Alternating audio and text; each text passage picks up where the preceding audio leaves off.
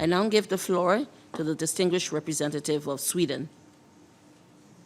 Madam Chair, distinguished delegates, fellow youth delegates. In my capacity of being the Swedish youth delegate, I speak on behalf of over 700,000 youth engaged in over 80 youth organizations in Sweden.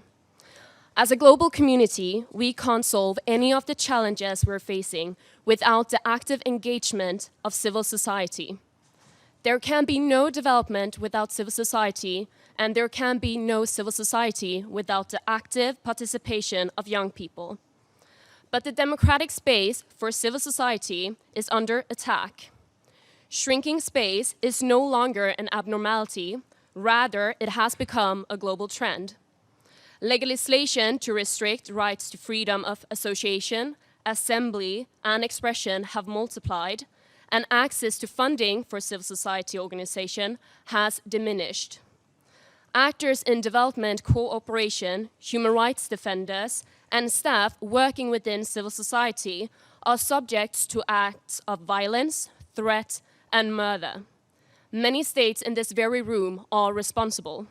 We, the youth, can no longer tolerate this development. Political rights and civil liberties are declining on a global scale. This shrinking space makes the work of youth civil society organization, social movements, young human rights defenders, and activists more difficult, dangerous, and in some cases, even life-threatening.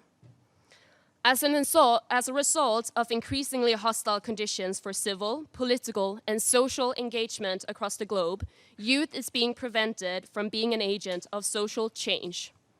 Civil society organizations, including youth organizations, perform a number of functions that are necessary in promoting and safeguarding basic human rights and democracy.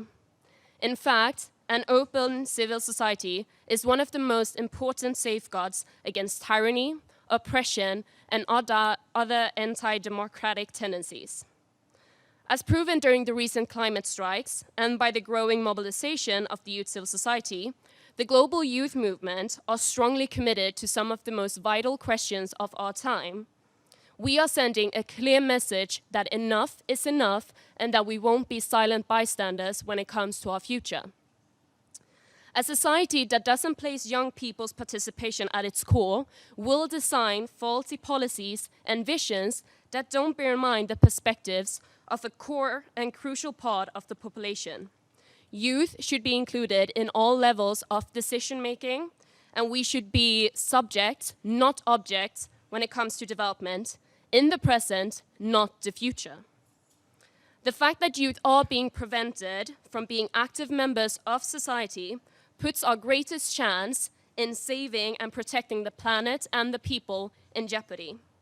It is therefore concerning that governments and other large organizations must be constantly reminded that civic action and participation is not the enemy, rather it is necessary. If the global community is to survive and prosper, they must acknowledge that many of the challenges they and their nation face respect no border, and that youth civil society is not the enemy.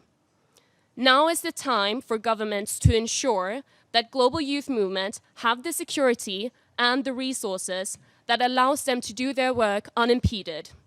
It is time to treat youth as partners and initiators, not beneficiaries of development.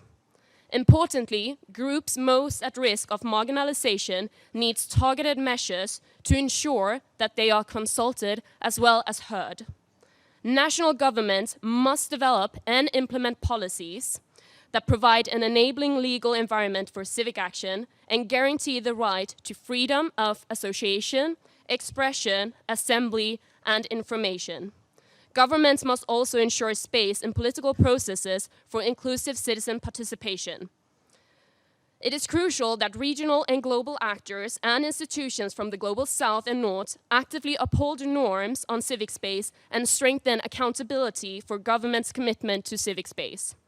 There can be no development without civil society, and there can be no civil society without the active engagement of young people. Thank you for listening.